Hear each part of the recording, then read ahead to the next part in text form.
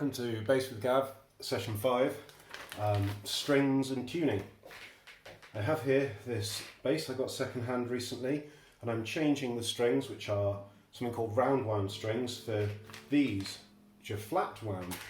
Flatwound strings have a thumpier sound. I've never ever had a bass with flats. So I've strung 2 of them with flats, and the other 2 I've left as rounds. I'm going to replace the rounds. So what you need really to change strings, a tuner is very useful. So I'm going to plug in a tuner, which helps me tune the instrument. But I'm going to change this D string. So I'm taking off all the tension. I don't know if you see that. Just go flappy, flappy, flappy. What I'll often do is slack off all the strings a bit, just so I'm not just taking tension off one side of the neck. But if I'm just changing a single string, I don't worry too much about that. It should be like hanging off the neck, then I can just sort of lift it out, unscrew it, straighten out the kinks, pull it out. Some people change their strings regularly. I will leave mine on the bass until they break. I'm not a fuss pot about having sharp sounding strings. Newer strings sound much more trebly. Older strings have bits of your fingers in them, bits of grease and stuff, and they sound more dead. They sound more warm and mellow.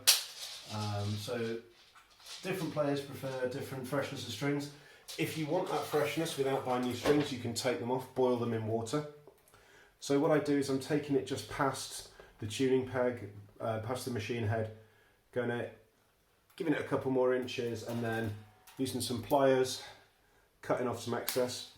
I mean, you can wind it round and round and round and round. You might get more stable tuning that way, but I'm not trying to be here all day. So now I'm turning it. You can get little cranks that will turn it faster. And I'm just going to get it so it feels roughly like it's going to stay in place, and then I start tuning it up. Let's get this on. So you can see the red strings are the ones I've replaced. Right. You have to, when it gets taut enough, you'll have to thread it into the slot in the nut. Until then, I lift it above the nut because I don't want the string dragging through the nut and carving the groove deeper into the nut. Gosh, I hope I don't review this footage and see a bald patch. That would be upsetting. Okay, so here we go. Right, it's coming into that slot now, so I'm just holding it slightly above the nut until it really is going to sit in there. There we go. Okay, I'm now going to tune that up. So on a tuner, this tuner is a little Korg GT3. I've had these for years. I first had one of these in 1994, I think. I'm just going to turn it until it's in. So I'm looking for the note down there, and then the yellow mark says I'm at concert pitch. Concert pitch means A is 440 hertz,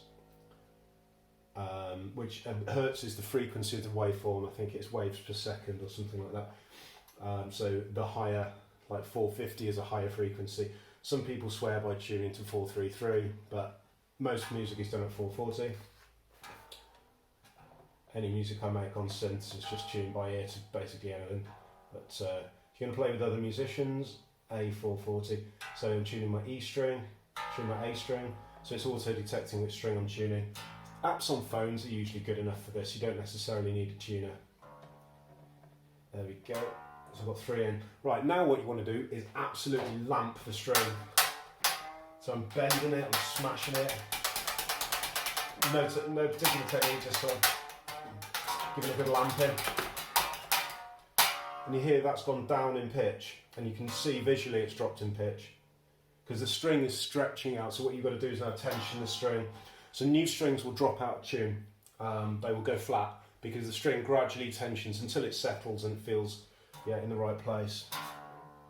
Okay, so I'm actually going to replace this top one. I was going to play a hybrid of some rounds and some flats, but I'm actually going to go for all flats just as I'm here doing this vid.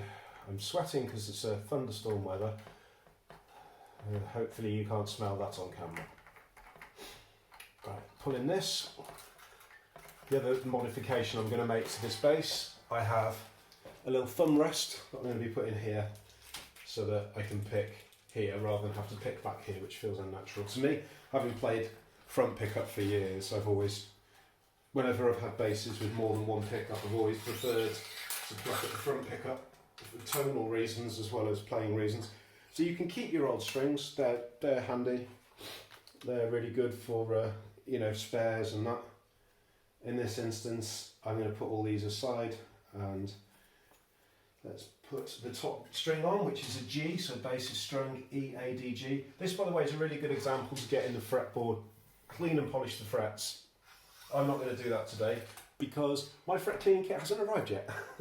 Oh, we have a mistake. So this is called a string tree. I've not usually had basses with string trees. I've not threaded the string under the string tree. I think that's all you need to do.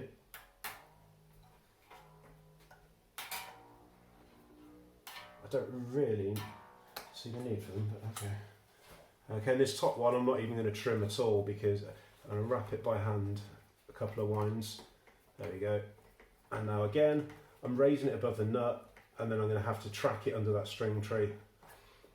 I'll have to look up what those are for. Most of my basses have never had them.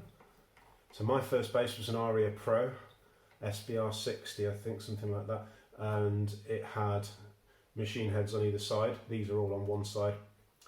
My next bass was a Yamaha RBX 765A, a 5-string active bass. I wish I still had that one. That was a beautiful bass. After that, I had the Aria defretted. Wish I still had that. I can say that a lot. I then bought a 6-string Ibanez, BTB 6, I think. And that was a fabulous bass. Wish I still had it. And then I had a Cort 6-string, fabulous bass. Wish I still had it. And have I had any that? I mean, my wife has a Yamaha bass that we've kind of semi-donated to the church. It seems to get passed around musicians, which is great. It's been used.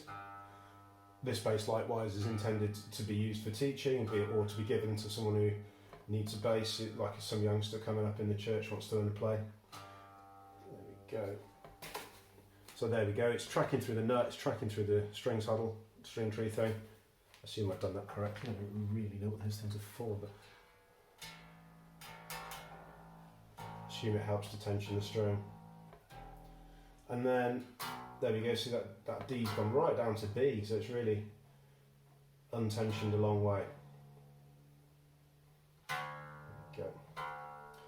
So yeah, the next bass I got was the Fender Precision.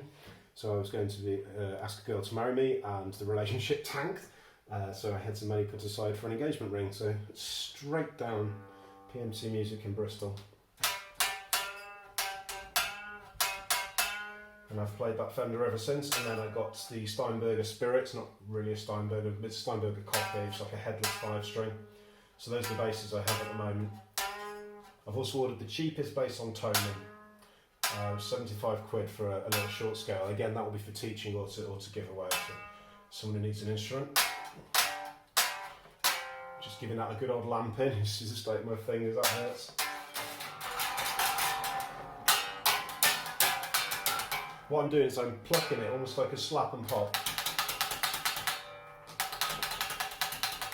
Giving it a real.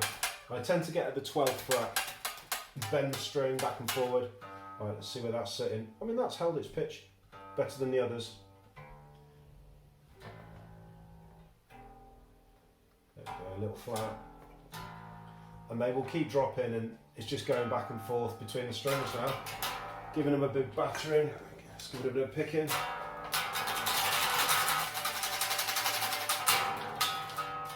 Sometimes the strings will go here. If strings go, they often go at the bridge.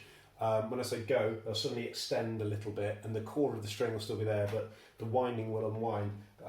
That can be a case you've got burrs on the bridge, or the string saddle needs filing down, needs a bit of help. If they break at this end, likewise the nut might need a little help.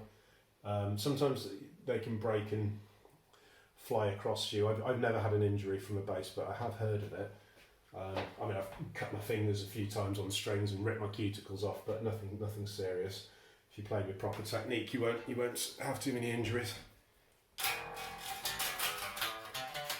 I would never play as hard as I'm playing right now.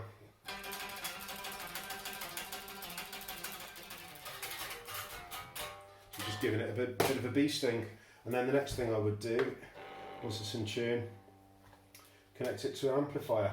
So I had a cable running from my little practice amp, which is a tip I think I made in the first video. Never play without an amp if you can help it, because you'll play too hard and you'll get into that habit, and then you'll be slow and you're more likely to injure yourself.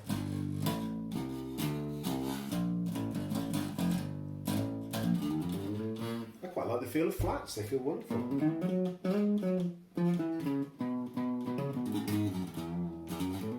This is going to take some getting used to, whoa.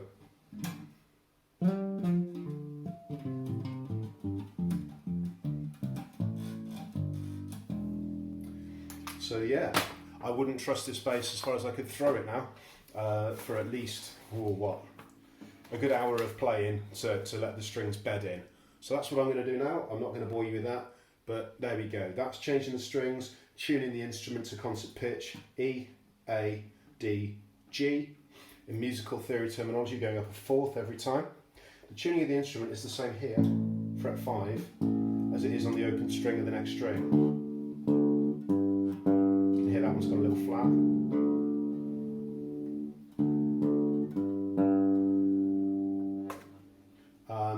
Likewise, octave is at fret 7, so some people can tune like that. The final way to tune is by harmonics. So harmonics is when you don't press down, I'm not pressing down the fret, I'm just pressing my finger and lifting it off. And you can hear the waveforms beating against each other. Harmonics is an easy way to tune. You won't get perfect tuning from harmonics, but you'll get close enough for jazz. So I can hear that slight beating there, so I know it's out of tune. I can't usually tell sharp or flat. I don't have great musical ears. They've improved fractionally in the 30 years I've been playing, and I mean fractionally. And despite all the apps and things I've used that promise to give me perfect musical hearing, it's never transpired. But I can hear the beating.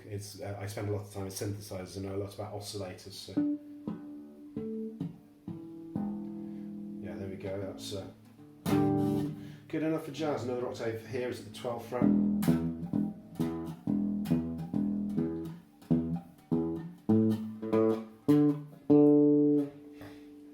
Wouldn't usually fret with my thumb, but I'm standing over the bass. I'm not in a playing position here. So yeah, some ways to check. You can check your intonation as well. Check that harmonic on fret 12 against the fretted note. If they sound the same, good chance the intonation's good. You can also play like a chord across an octave, so open D with the 14th fret, or the octave of 2 octaves up, so that's a D, that's a D 2 octaves up. So that sounds clean. So I'm checking fifths and octaves, which are very strongly not dissonant, assonant, is that the word?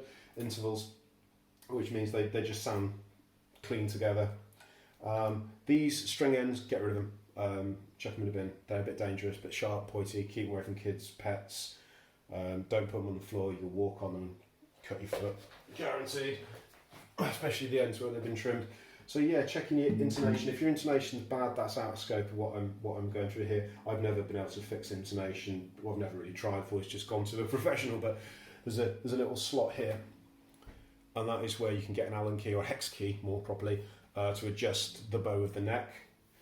The truss rod, there's a metal rod runs up the neck which can adjust the bowing of the neck, and you can sort of, hold certain intervals to check string heights and stuff, and you adjust the string saddles, and if it's really bad you can heat treat the neck to actually bend the wood. So there's plenty of options if the intonation is bad. But I'd probably go to a professional with that, not me. I'm not a luthier. I'm gradually learning. Okay, so I hope that was useful. Tuning, very basic string changes, how to lamp it in, and tuning by ear, using the 5th fret against the open string, using harmonics, and using octaves, checking intonation. Just a few little tips.